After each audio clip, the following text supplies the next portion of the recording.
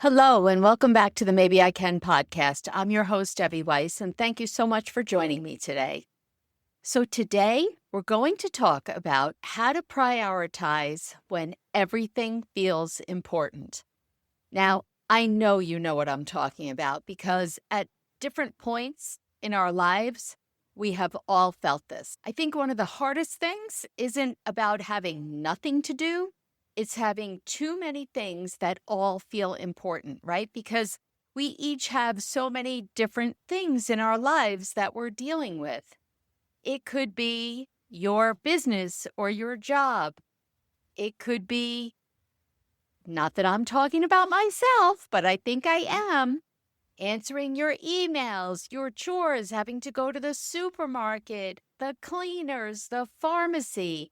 Maybe it's prioritizing your relationships with your partner or your friends or your family. So different obligations and things like you just feel like you should be doing. Oh, that is me. I always feel like I should be doing something else. And I hate to say it, but even before I just pressed record on this podcast, I have been sitting down at my desk for 3 hours now. And instead of doing what I'm going to tell you to do, I did just the opposite.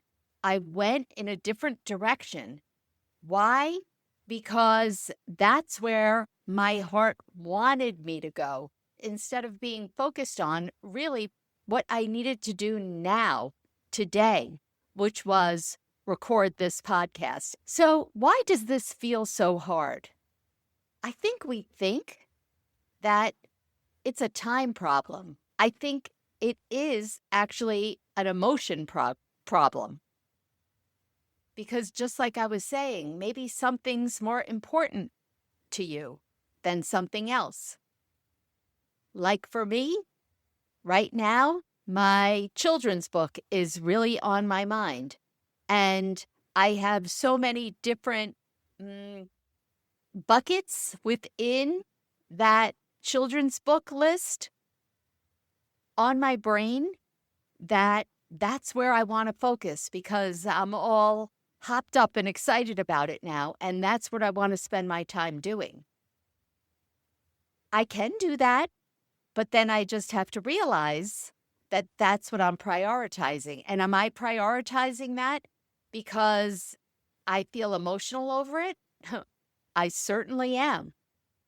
Some things matter to you. Children's book, for example. Some things matter to other people.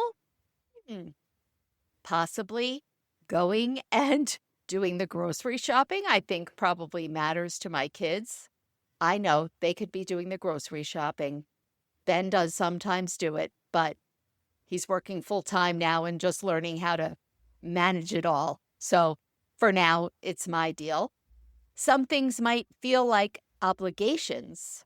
Maybe you do feel obligated to go do something social when you don't really want to.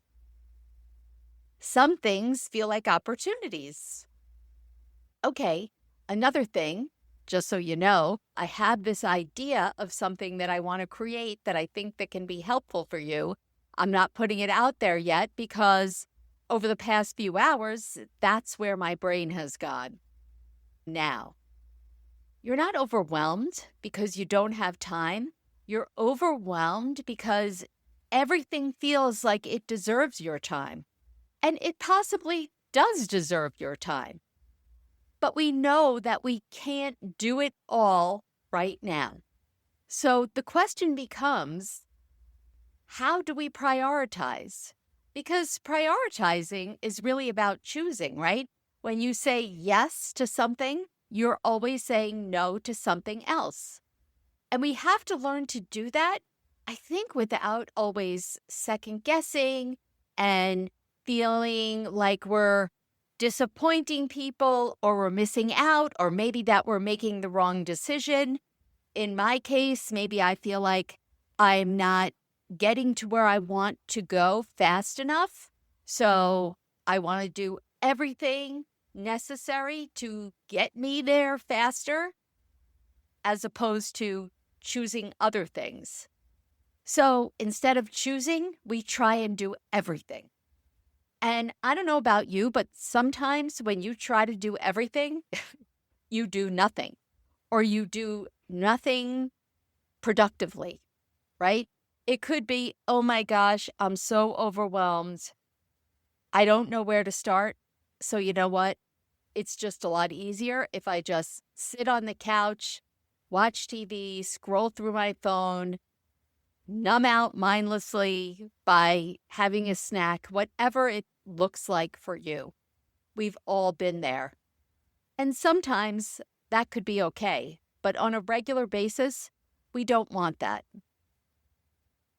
So there are moments where I feel like I should be working on my business. I should be working on my children's book. I should be working on my podcast. I should be working on my insurance business. I should be working on my health. I should be working on strengthening my relationship with my friends and family. Yes, all of these things matter to me. But really what it comes down to is what matters now. And so I am going to give you a very simple prioritization, try and say that 5 times fast, framework. So instead of trying to do everything all at once, I want to give you a simple way to decide what actually matters right now.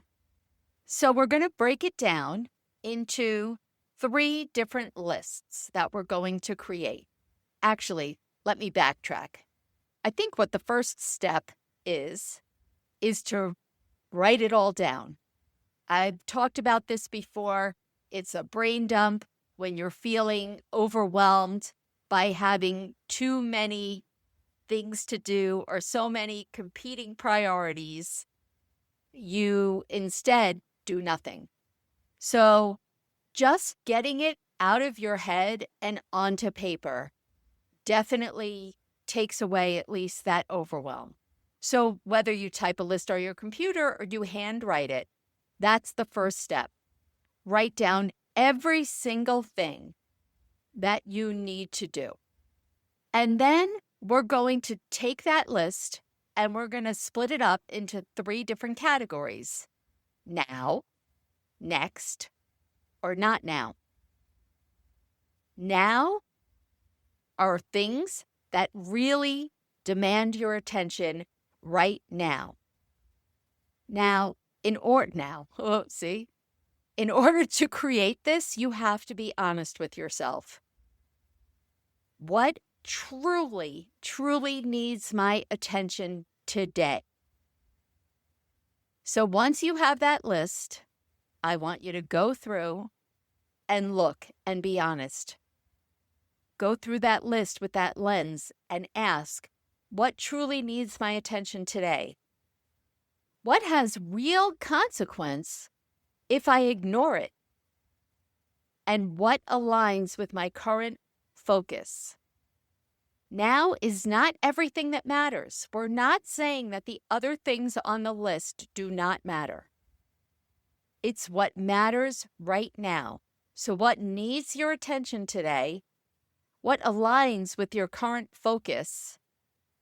And what has real consequence if you ignore it? I think that question, that last question, what has real consequence if I ignore it? Now, I think you could say that all the things on your list have consequence if you ignore it, but you have to take into account, we know everything has a consequence. We know that you need to do all the things on your list because that's what they're doing there in the first place. But what's your current focus and what do you need to do right now? Okay, moving on. Next. This is where most people get stuck. It's something that's still important. It's meaningful, but it's just not urgent. Think about like fire engine red urgent. You want to do it. You need to do it. But do you really need to do it right now? Take this podcast, for example, or recording this podcast. Do I need to do it right now? Well, the bottom line is, yes, I needed to record this podcast episode today because I have a deadline and my assistant needs to take this podcast and she does a little bit of editing and she transcribes it and she does some of the things that she needs to do to get it out there in the world. And if I don't have it in on time, that means she doesn't have time to do it. So I need to get this done today because today is the last day that I have basically to get it in on time. So I don't have a choice. That's a now. The rabbit hole that I just went down with both the children's book and this other business idea, that really was not a now. And because I didn't do this exercise before hitting record and talking to you, I don't want to say I wasted time, but I wasn't clearly tapping into what I needed to prioritize. So now go back down that list and just look at something that matters, but it doesn't need your attention today. And then last but not least, not now. This is maybe the hardest one because it doesn't mean never. It just means not now. And I think you feel guilty about it, feel like, oh man, but I really should be doing this. Or maybe it's something that's just misaligned with your current priorities. So maybe it's, I don't need to attend that party. Not now. It's not that you don't want to. It's not that you don't want to build your relationships. You do. But you have competing priorities, and that one is kind of low on your list. So that's a not now. You cannot put everything in the now column, which I think is what we want to do. You've got to go back, and if you've got too many things in the now, so separate them. Whatever is easier for you. You can either, be on Word or Google Doc or however you do it and move some things around, or if you're more comfortable with pen and paper, once you have that master list and you've, labeled things now, not now, and next, then go and take another piece of paper and make your now, next, and not now lists so that you clearly have them aligned in front of you. And you know what? Over the next couple of days, maybe you're going to move things. And once you've gotten through all of your nows, well, maybe you're going to then go to your next. And maybe you're going to add new things. Of course you are, because new things are always coming up. Prioritizing, it's not about getting more done. It's about deciding what matters enough to be done now. Here's the hard part, or here's what makes this hard. When we're doing this, you're second guessing.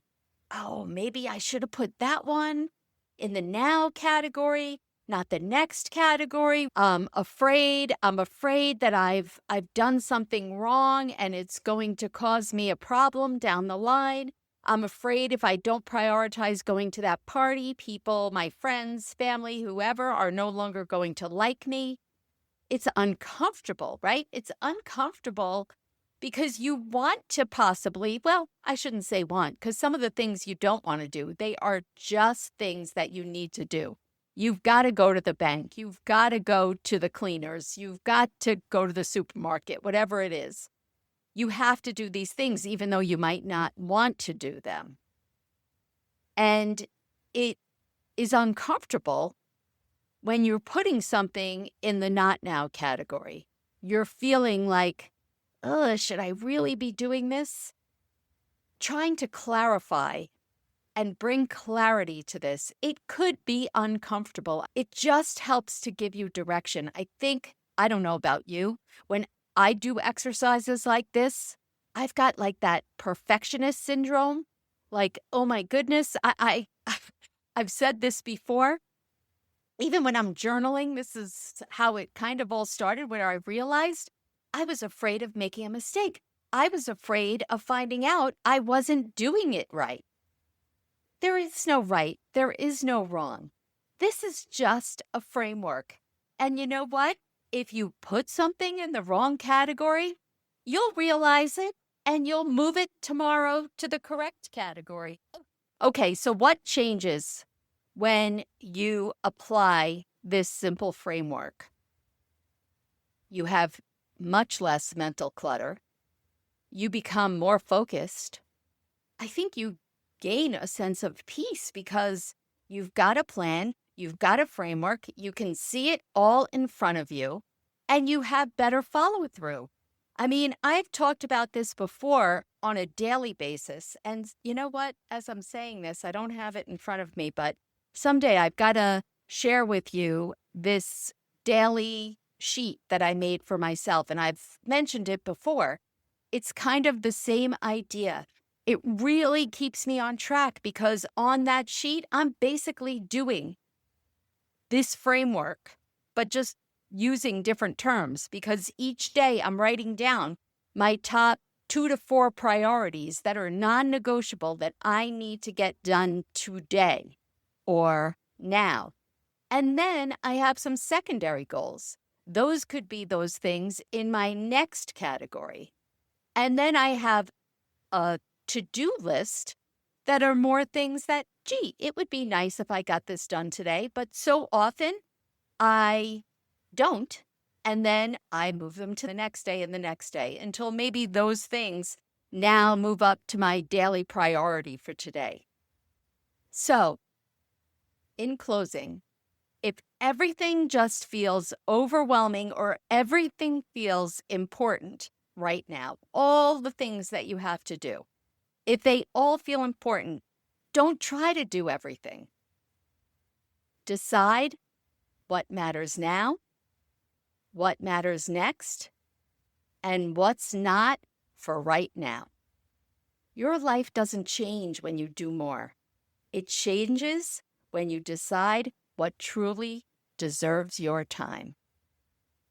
And with that, I want to thank you for listening.